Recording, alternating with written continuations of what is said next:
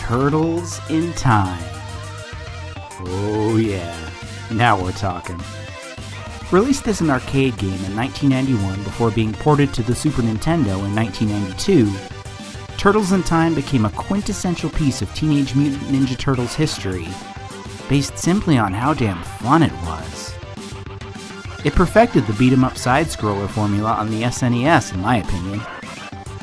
You begin in New York City, making your way to the Technodrome, and then proceed to beat up the bad guys in different eras of the past and the future, before a climactic battle with Super Shredder in the shadow of the Statue of Liberty. I mean, what else can you even ask for? Given all this, it wasn't necessarily surprising in 2014 when IDW Publishing released a 4-issue Turtles in Time miniseries to be published alongside the main TMNT book. It's not an adaptation, though. Rather, TMNT editor Bobby Curnow assembled a variety of writers and artists to present something different, yet still evocative of the video game. Well, that and give Raphael a pet dinosaur. No, seriously, he has a pet dinosaur. It's a Protosaurus. He named her Pepperoni.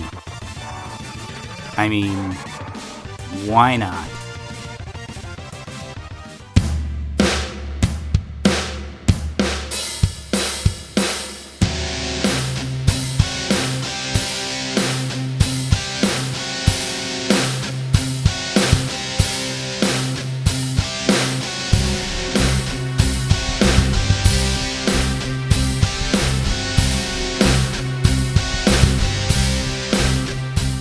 Before we get into Turtles in Time, let's talk a little bit about Renette, who winds up being the catalyst for everything we see in the book. Created for the original TMNT series in the 80s, Renette is usually portrayed as an immature young time traveler whose misadventures the Turtles get swept up in. She would later be adapted for a couple of the animated shows.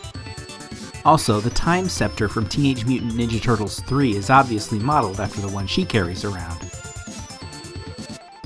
Renette makes her IDW debut in Teenage Mutant Ninja Turtles Annual 2014, in an issue scripted and drawn by TMNT co-creator and man who actually follows me on Twitter, so there's a very slim chance he might actually see this, which means I'd better be on my best behavior, and did I mention he's also handsome? Kevin Eastman. She recruits the boys to try and put a stop to the barbaric intergalactic Battle Nexus tournament, in an issue that's very evocative of the original TMNT series Eastman did with Peter Laird, which I suspect was the whole point.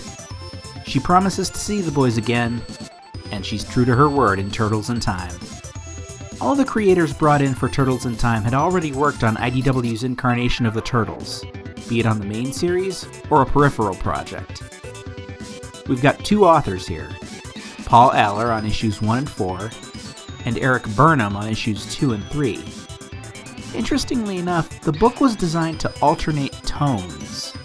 It starts light and silly in issue 1, then becomes more serious and dramatic in issue 2, then goes back to silly for issue 3, before ending on a serious note in issue 4. It's a formula that, on paper, shouldn't work, but let's be honest, the Ninja Turtles are a pretty silly concept to begin with. And that's before you get into their world with aliens, monsters, time travel, etc. But silly doesn't necessarily equal bad. The Turtles are proof that you can take an initially silly concept and still tell compelling, emotional stories with it. Turtles in Time is unique in that it's able to play on both sides of that fence. Our covers are drawn by David Peterson. The high level of detail he puts into his work on the Turtles is great. It's to the point that they remind me a little bit of the suits they used in the live-action movies, specifically the first two. We open the first issue with, oh my god, it's a Ninja Turtle punching a dinosaur. And if you don't think that's awesome, then I don't think we can be friends. Actually, there's all kinds of crazy stuff going on here. We're dropped into a story where the Turtles are fighting Utroms riding dinosaurs decked out in space tech.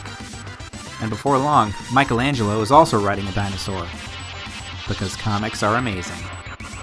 Our artist here is Sophie Campbell, who also drew the Northampton story arc in the main series.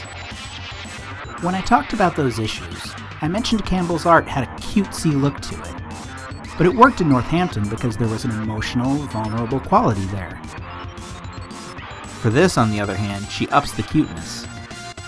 I'd argue Northampton wouldn't have been as effective had it been drawn like this.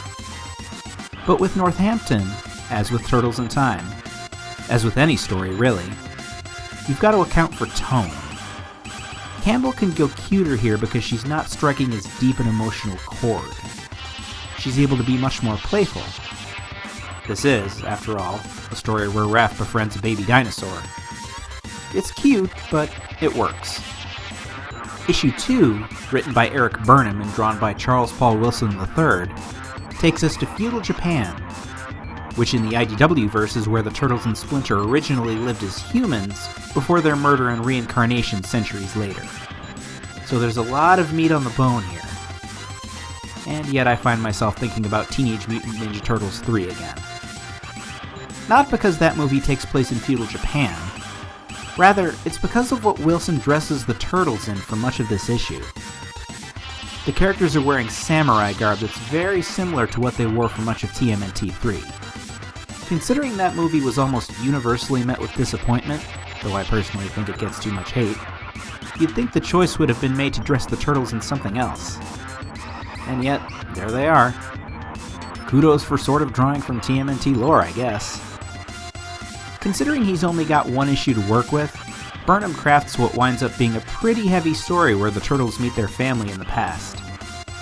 That is, they meet Hamato Yoshi, the future Splinter, his wife and their mother, Tang Shen, as well as themselves as young children. This prompts a compelling role reversal for Leonardo and Raphael. Normally Leo is the straight-laced leader of the group, and Raphael is the impulsive hothead. But here, Leo's emotions get the better of him as he goes after the future Shredder in hopes of ending him before he murders the entire Hamato clan. Raph, of all people, has to be the voice of reason. Turtles in Time number 3 is a pirated adventure by Burnham and artist Ben Bates.